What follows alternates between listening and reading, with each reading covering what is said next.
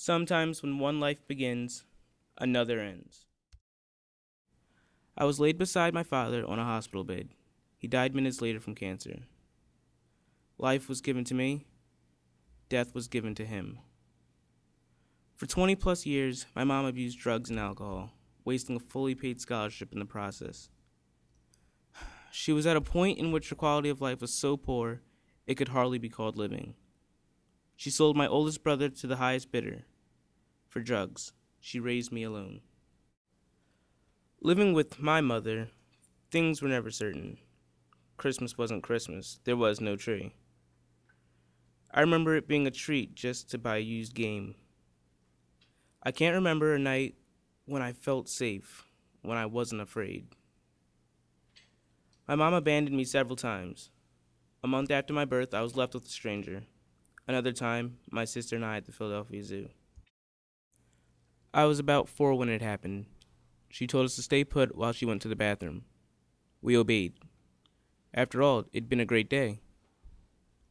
Unfortunately, she never came back for my sister or me. A family we'd been with at the zoo that night took us in for a couple nights, but they couldn't keep us. There was no sign of my mom. What would happen to my sister? Where would we stay? Where was my mother?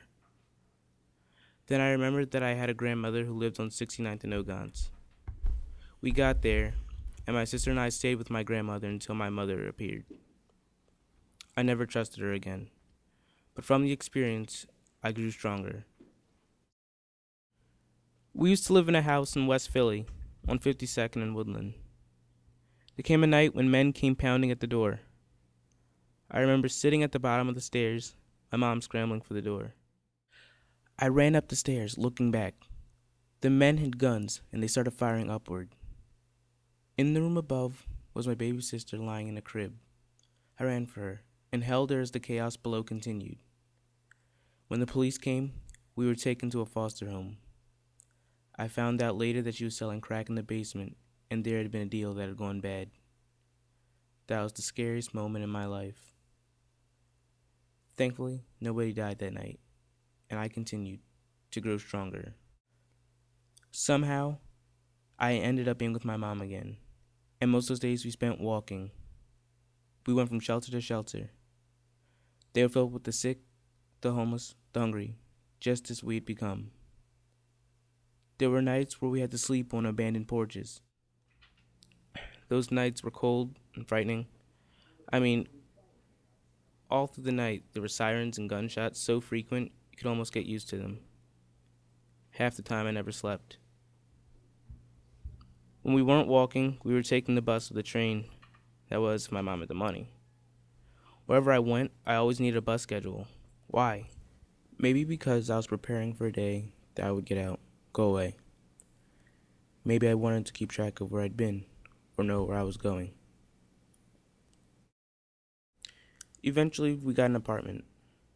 By that time, I was entering the first grade.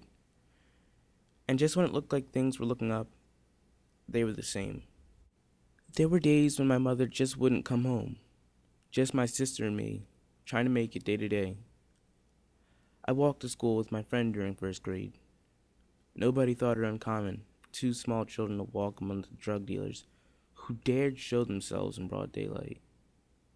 I wore the same thrift store clothing for days at a time. At 6, I wound up trying to go to school, as well as making sure my sister was fed. And when there wasn't enough food, I went without. The stress, the hunger, the loneliness made me strong. In June of 2002, my mom lost the lease on the apartment where strange men came barging in. We moved to yet another apartment, her friend Mike's. I'd had enough. There was something in me that knew my sister and I deserved a better life. At 7, I asked her to spend the summer with my aunt. She fed me, clothed me. She loved me. My mom didn't reply. One night, she slipped off again. I watched her go. I could tell by the look in her eye it would be the last time I would see her for a while. And I was right. 2 days later, Mr. Mike called my aunt saying, "Come and get these kids, or I'm taking them to the police." The last I heard, my mom was in jail for attempted murder and was recently released. I don't see her anymore. I look back and I'm just so thankful. Fact is, I could be dead. I could have been sold for $80. Could still be living on the streets. It's hard to believe where I've come from and where I'm at now. I look back and realize that through it all, God had to be with me.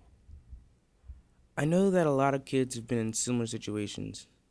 There's some I know going down my mom's path, a few that are already dead and gone. But I grew stronger.